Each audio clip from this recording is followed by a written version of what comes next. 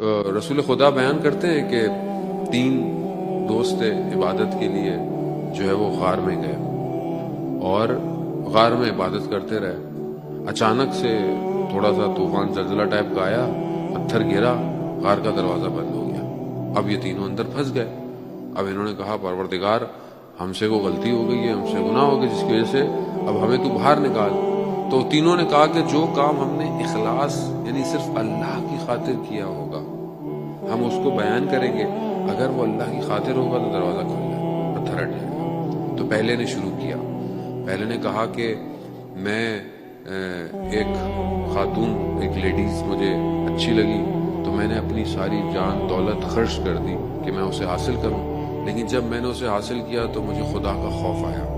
میں نے کہا پروردگار تیری خاطر میں یہ گناہ نہیں کروں گا کہ میں تجھ سے دور ہو جاؤں گا.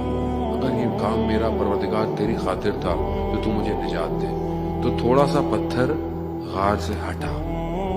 پھر دوسرے نے کہا کہ میری کشاورزی کی یعنی میری کھیتی باڑی زمین ہے، اس میں لوگ کام کرتے تھے، تو میں نے ایک دن سب کو جو کام کیا ان کو میں نے آدھا دھرم جو دیا، وہ جو گولڈ سلور کا سکہ تھا وہ دیا.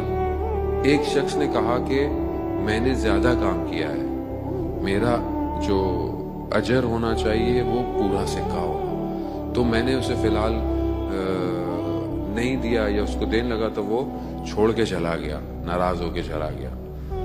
پھر میں نے اس ایک دھرم کو اپنے کاموں میں لگایا اور اس سے میں نے اور کام کیے اور چیزیں کی.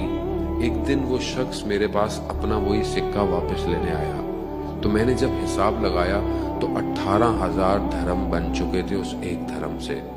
میں نے سارے وہ 18,000 دھرم اس کو دیے.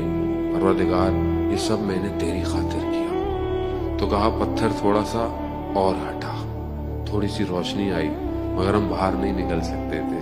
پھر تیسرے نے کہا کہ پروردگار میں نے جو ہے وہ جو بھی کام کیا وہ یہ تھا کہ میں ایک دن میرے ماں باپ سو رہے تھے اور میں ان کی خدمت میں کچھ کھانا لے کر پہنچا، لیکن میں نے کہا کہ یہ سو رہے ہیں، اگر میں زمین پہ رکھوں گا تو کہیں کوئی سانپ یا کوئی جانور اس کھانے کے چکر میں ان کو ڈس نہ لے، اور ان کو بھی میں اٹھانا نہیں چاہتا تھا.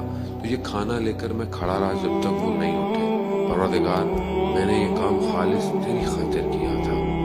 کہا کہ پتھر جو ہے وہ اپنی جگہ سے ہٹ گیا. رسول خدا فرماتے ہیں کہ یہ تینوں اپنے کردار کے سچے انسان